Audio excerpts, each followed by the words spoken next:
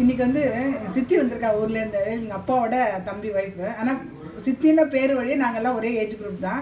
ரொம்ப நல்லா சமைப்பா. நம்ம டிஃப்ரெண்ட்டாக குழந்தைகளுக்கு வந்து ரொம்ப பசங்கன்னா சித்தி கண்டா அவ்வளோ பிடிக்கும். அவ்வளோ நல்லா மாதிரி ஜோக்காக பேசிட்டு சமைச்சு நல்லா பண்ணுவாள். ஸோ என் பையனுக்கு வந்து இன்றைக்கி டெய்லி இந்த மாதிரி போர் அடிக்கிற இந்த சாப்பாடு நான் டிஃப்ரெண்ட்டாக பண்ணித்தரேன் அப்படின்னு சொல்லிட்டு பண்ணுறேன். ஸோ அதை அப்படியே உங்களுக்கு வீடியோ எடுத்து உங்களுக்கு காமிக்கலாம் அப்படின்னு நினச்சேன். சொல்லுங்கள் சித்தி, நீங்கள் என்ன பண்ண போகிறீங்க? இப்போ பண்ண போகிறது பிரெட் தோசை. பிரெட் தோசைக்கு தேவையானது பிரெட்டு. 2 பேருக்கு நான் இப்போ சொல்கிறேன். 2 பேருக்கு 4 பிரெட் இருந்தாலே போகிறோம். 4 பிரெட்டுக்கு வந்து என்ன பண்ணணும்னா அதுக்கு தேவையானது பிரெட்டு, அரிசி மாவு, ரவை, இஞ்சி, பச்சை மிளகா, தேங்காய், கருவேப்பிலை, மல்லி, துளி தயிர், உப்பு. இதை என்ன பண்ணணும், இப்போ ஆரம்ப செய்முறை எப்படின்னு பார்த்தோம்னா, இந்த பிரெட்டை வந்து ஓரத்தெல்லாம் கட் பண்ணிவிட்டு நல்லா நான் இப்போ கட் பண்ணி இங்கே வச்சுருக்கேன். ஆமாம், இந்த பிரெட்டை என்ன பண்ணணும்னா மிக்சியில் போட்டு நல்லா பவுட்ரு பண்ணிக்க வேண்டியது. ஃபஸ்ட்டு பவுடரை போட்டு நுணுக்கி பவுடர் ஆக்கிட்டு நம்ம கையாலே பிசையலாம்.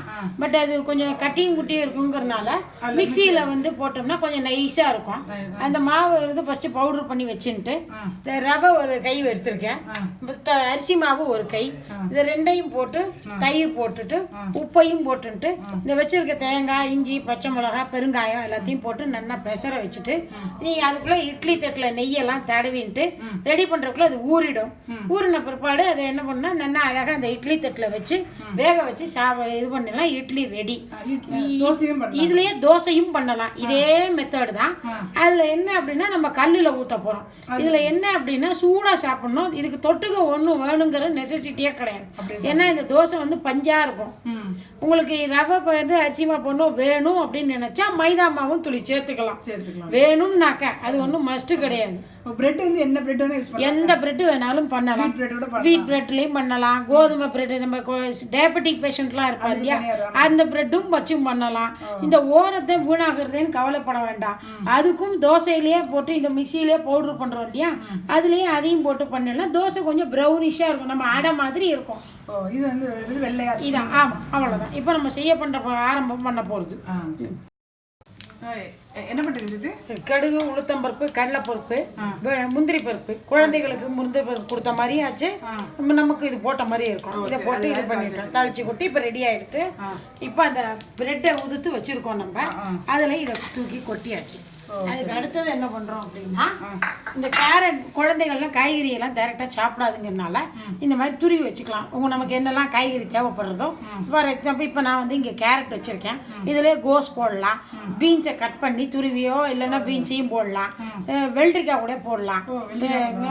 வைட்டமின் இருக்கணுங்கிறதுக்காக இதெல்லாம் எந்த காய்கறி வேணாலும் போடலாம். இப்போ நான் இது வந்து கேரட்டை இதோட அலம்பிட்டு துருவி இதில் போட்டிருக்கேன், இதில் போடுறேன்.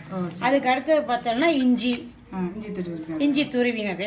அடுத்தது பார்த்தோம்னா பச்சை மிளகாய் கீரி போட்டிருக்கேன்.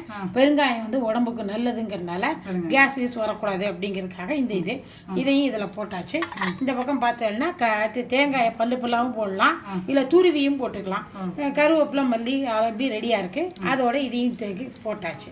போட்டு எல்லாம் போட்டுட்டு அரிசி மாவு சொன்னேன் இல்லையா, ஒரு கை அரிசி மாவு.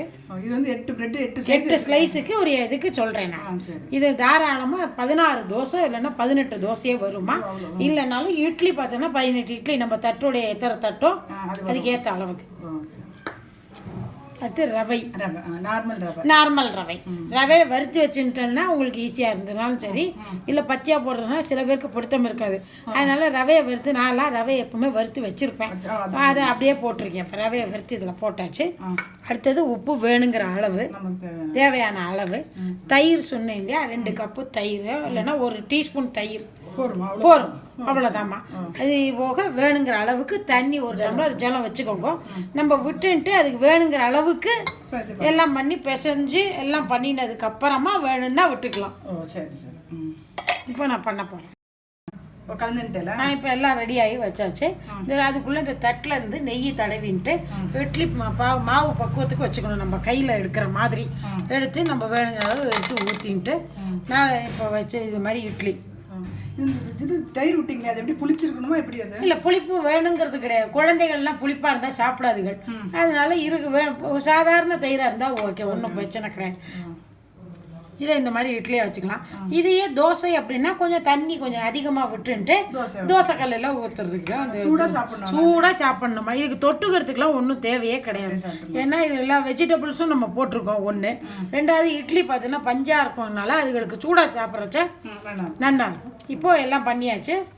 இட்லியை வந்து இப்போ பாத்திரத்தில் வச்சு இந்த வச்சாச்சு. இட்லி விட்டாச்சு. இப்போ நம்ம ரவா பிரெட் இட்லி பண்ணிட்டோம். அதே மாவு தான் பக்குவம். ஆனால் என்ன அப்படின்னா நம்ம தோசை பக்குவம் இருக்கணுங்கிறதுக்காக கொஞ்சம் தண்ணியை விட்டுன்ட்டு தோசைக்கல் காஞ்ச உடனே சொல்லி எண்ணெயை விட்டுன்ட்டு அதுக்கப்புறமா இந்த மாவையும் விட்டு தோசை நல்லா சாஃப்டாக இருக்கும், பஞ்சாக இருக்கும்மா. இது நான் வந்து இப்போ சின்னதாக விட்டுருக்கேன். உங்களுக்கு இதுக்கு ஏற்ற மாதிரி நீங்கள் எவ்வளோக்கு எழுதணுமோ அவ்வளோ தூரத்துக்கு எழுதிக்கலாம். எழுதின்ட்டு இந்த மாதிரி எண்ணெய் சத்தை விட்டுன்ட்டு ஒரு 2 நிமிஷம் திருப்பி விட்டுட்டு வச்சோம்னா தோசை ரெடி. இது வந்து இப்போ வீட்டில் அதாவது குழந்தைகள் ஸ்கூல்லேருந்து வந்த நேரத்தில் அதுகளுக்கு பசிக்கும். வெறும் பிரெட்டு திங்கிறதுக்கு இதை மாதிரி கொடுத்தோம்னா குழந்தைக்கு ஆகாரமாக இருக்கும், சத்து உள்ளதாக கொடுத்த மாதிரியும் இருக்கும். இப்போ இந்த பிரெட்டு தோசை ரெடி ஆயாச்சு, வெந்தாச்சு. 4 பக்கமும் திருப்பி போட்டாச்சு. இப்போ எடுத்து ரெடி, பிரெட் தோசை ரெடி. இப்போ அடுத்தது இன்னொரு இருக்குனால இன்னொரு தோசை. இப்போ ஒரு பிரெட் வேணால் கண்டிப்பாக தாராளமாக அதை 3 பேர் சாப்பிட்லாமா. குழந்தைகள்லாம் இன்னும் 2 சாப்பிட போகிறது மிஞ்சி போனால், அதுக்கு மேலே சாப்பிடாதீங்க. ஏன்னா உங்களுக்கு வயிறு உப்பிடும். இது சாப்பிட்டோன்னே கும்முன்னு இருக்கும். அவ்வளோ 2 ஆயிடுத்துல இப்போ இட்லி ஆயிடுத்து, தோசையும் ஆயிடுத்து.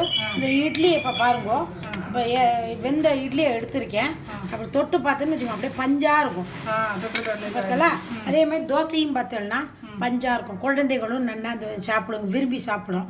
ரெண்டாவது நம்மளும் வேலைக்கு போகிறோம், வேலைக்கு போயிட்டு வர்றச்சு சாயந்தரம் என்ன பண்ணுறேன்னு யோசனை பண்ணுறதுக்கு இது பெஸ்ட் ஐடியா. இந்த மாதிரி இதை பண்ணிட்டேன்னா இந்த பிரெட் இட்லியோ இல்லை பிரெட் தோசையோ கொடுத்தேன்னா ஒரு இதுவும் இல்லை, சட்னி வேணுங்கிறதே கிடையாது. அப்படியே சாப்பிட்டுக்கலாம். பண்ணி பாருங்கள், ரொம்ப டேஸ்ட்டாக இருக்குது. சாப்பிட்டு பார்த்தோம், ரொம்ப நல்லா இருந்தது. நீங்கள் பண்ணி பாருங்கள். நீங்கள்